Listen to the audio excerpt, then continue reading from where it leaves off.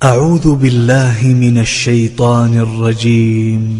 بسم الله الرحمن الرحيم. رمضان تیسری شب قدر کے نوافل اور وظیفہ بے شمار عبادت کا ثواب حاصل کرنے والے نفل ماہ رمضان کی 25 تاریخ کو 4 رکعت نماز 2 سلام سے پڑھیں اور سورہ فاتحہ کے بعد سورۃ القدر ایک بار اور سورۃ الاخلاص 5 مرتبہ پڑھیں.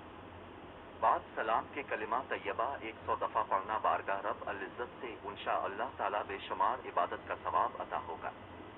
25ویں شب کو 4 رکعت نماز 2 سلام سے پڑھیں.